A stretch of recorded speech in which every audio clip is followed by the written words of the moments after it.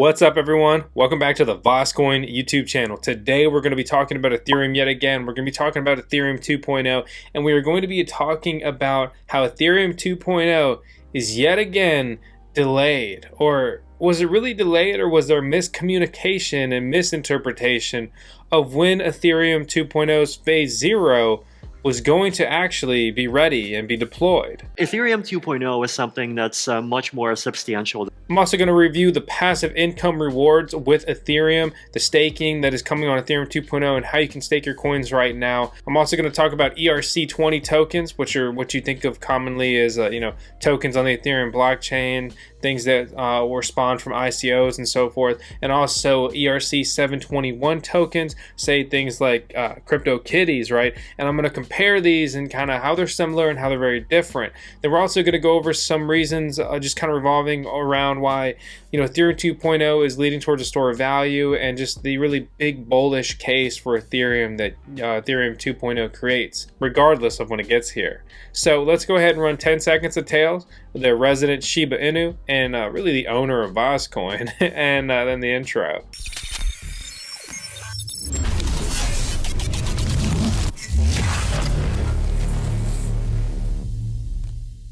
So I was doing some research earlier, and I just found the best basic explanation of ERC-721 versus ERC-20, kind of briefly just what the difference here is. So easy explanation: ERC-20 is stackable like gold in an online game, often used as currency. ERC-721 is unique like your character in an online game. Furthermore, ERC-721 is non-fungible, which means it is unique. Like in Crypto Kitties, basically every cat that's on that in that game, they're all unique. Whereas in ERC-20, it's fungible, which means they're all the same. There's an insane amount of ERC-20 token contracts. To be specific, well, there's actually over 250,000 of them. Some of the biggest ERC-20 tokens right now, when ranked by coin market cap, would be some of the ones on this list. Keep in mind that some of these chains have moved to their own blockchain, but they still have the ERC-20 chain in some cases in unison as well, but there's a lot of variables there. Looking at ERC-721 tokens, there's over 5,000, almost 6,000 contracts, and you can see, pretty quickly we have some popular games here. Like again, Crypto Kitties is the most common one. Regardless, I think this stuff is just super freaking interesting. Moving forward, thinking about Ethereum 2.0, the ETA, and kind of what's involved like that. Okay, so here's a popular article off of BitMEX, and it wasn't released too long ago, and it says the beacon phase is likely to launch shortly. It has been delayed in the past, but now it looks like it's set to launch in July 2020. This is going to be phase 0 of the beacon chain. It's managing the set of stakers, managing the funds at stake, a random number generator to help choose block producers, and staking committees, staker voting on block proposals, and granting rewards or issuing penalties to stakers. So you get rewarded for staking your coins properly with validator nodes, or you get penalized for not doing that properly. Here's the big takeaway on why Ethereum 2.0 is simply delayed, sort of. So, okay. Vitalik says, yeah, I did not say July. Perhaps the question contained the word July, but I did not hear July when it was asked. Okay, I definitely should have heard July in the question. It was my mistake. Looks like he went back and listened to that question again. And basically everyone was clinging around this July 2020 thing. I mean, that's what we thought. I mean, that's just kind of the news. It circulates and circulates and circulates. I'll explain more about that here in a second, but first I want to talk about how you can stake your Ethereum coins right now and earn passive income. And you get $50 for free in cryptocurrency just for signing up and following the relevant terms. This is a result. I've staked almost 4 Ethereum in the crypto.com app, which I have the link out to download in the video description below, or really just to this whole article, and my affiliate code for that is VoskCoin. You have to use the affiliate code to get that $50 when you sign up with it and stake 50 MCO. But the fact of the matter is that they are properly paying this stuff out. Like, it's happening. I'm earning passive income with it. There's more details linked out in the video description below, but I want to get back to today's video topic. Regardless of staking with the crypto.com app, if you want to get a head start on staking Ethereum in the short term, you can set up an ETH2 validator on their testnet. This is a guide from Greer on the VoskCoin Talk cryptocurrency forum, which I really invite you guys to come join and participate. Basically, it's a full write-up here that'll get you guys up to speed and able to launch an Ethereum, an ETH2 validator node on their testnet, which will prepare you for whenever Ethereum 2.0 launches, and then you can stake on the real chain and earn passive income by staking Ethereum. So this was a roadmap about getting to Serenity, which is basically Ethereum 2.0, and this was published in 2019, and you can see that they had planned to move to the beacon chain Serenity Phase 0 in 2019. Well, we are in the nearly middle of 2020 right now.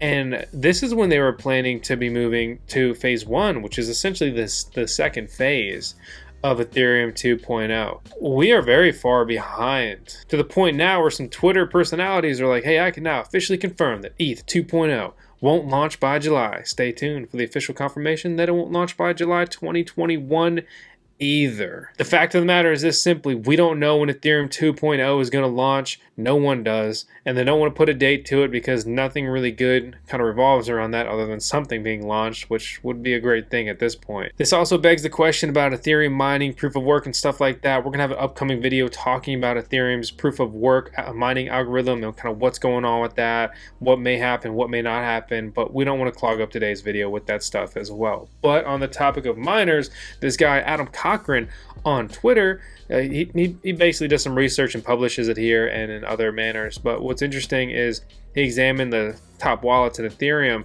and his finding number 29 was patient miners. There's only 8 addresses in the top 10,000 that are not from Genesis and have no transfers. They are 8 solo miners who accumulated their wealth through early mining. All are active wallets and seem to have no interest in selling. So to be honest, it's just really cool to hear that 8 addresses mined into the top 10,000 Ethereum wallets just simply with mining. That means they traded hardware, GPUs, and ASIC miners now, and electricity for Ethereum. And above all, it shows that, reaching that highest tier and category is absolutely possible just by mining into it with certain proof of work cryptocurrencies. In this tweet thread, Adam Cochran is basically making a case for Ethereum 2.0 and some things like that. And number one, a reason would be rent seekers. Basically, large investors eye stable returns around 35%. Due to the scale of their principal, this is why traditional investments shift to below these rates as big players stop pouring in funds sub 3%. Basically, this shows you that large investors are going to be interested in earning passive income on the second biggest cryptocurrency by market cap ever. I mean, I'm interested. If you're watching this video, you're probably interested, and large investors are also going to be interested. A lot of people speculate that this could create a supply shock and you may get a bigger return on your Ethereum like that. Something like this is where, like, initially you would get into staking Ethereum, it would be around 5%, but say it drops down to 3%, but during that time period, the Ethereum that you have put into this has gone from, it has increased in value, compared to fiat, the USD valuation by 2x to 4x plus or whatever.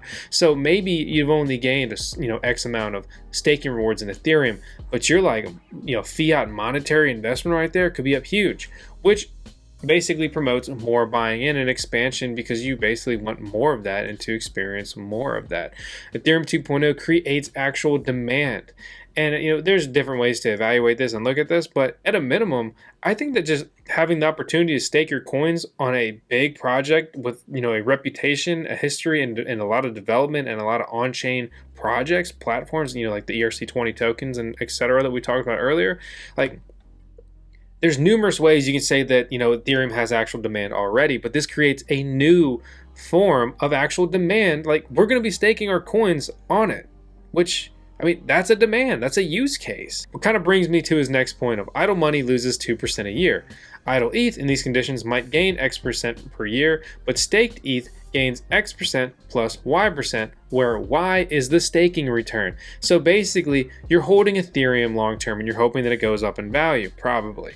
Then, if you're staking it, you're earning additional coins that you would have not acquired otherwise, which one, sort of protects you from some of the inflation, but above all, it again increases your Ethereum quantity, which increases your overall percentage that you can be up by. If Ethereum, stayed the exact same price, but you're getting staking rewards, you now have more Ethereum at the end of the year, and thus your returns are there. There's some services out there that are basically aiming to mitigate and fill this gap and make this really just won't be applicable. But let's say that those services don't do well or are not trusted or not widely used. well then this is absolutely accurate. It's overreaching. I mean, I've talked to people in our community that are already basically rounding up in this regard. If you have only 32 ETH, then you can just do it at home.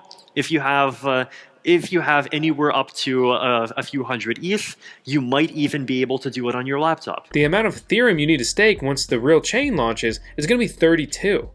And you may not have 32. Maybe you've got 20. Well, now you've got to figure out how to get up to 32 Ethereum. Otherwise, you can't play ball. Or you got to use a middleman service like Rocket Pool or whatever. But, I mean, if you're going to stake on the real chain in this manner, I would really prefer to do it myself with 32 Ethereum. Otherwise, I'm just going to use something like the Crypto.com app we talked about earlier. I know it's not the same thing. I'm not saying it's the same thing.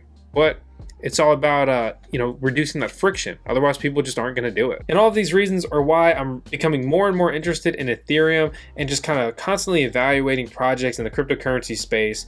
And, all the proof of work drama aside, is, I think they're doing good stuff. And I'm just really excited to see a new passive income opportunity in a top cryptocurrency.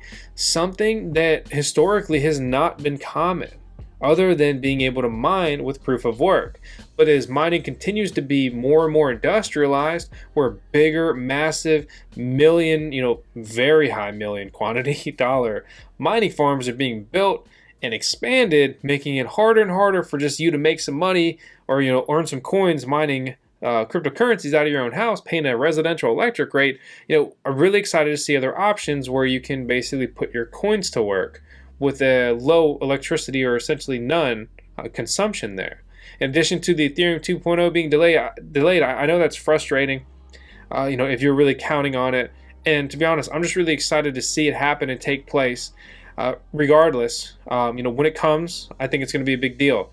And, as we get closer and closer, I can't give financial advice or anything like that, but I definitely think the interest and thus price will continue to rise as it already has been.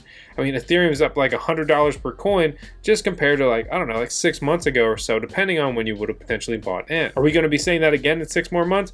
I don't know. But what I hope I'm not saying in 6 more months is that you need to subscribe to the VoskCoin YouTube channel, because I hope if you haven't already, you are right now. So as always, I hope you guys enjoyed the video. Please hit the thumbs up and leave a comment below, and I'll see y'all on the next one.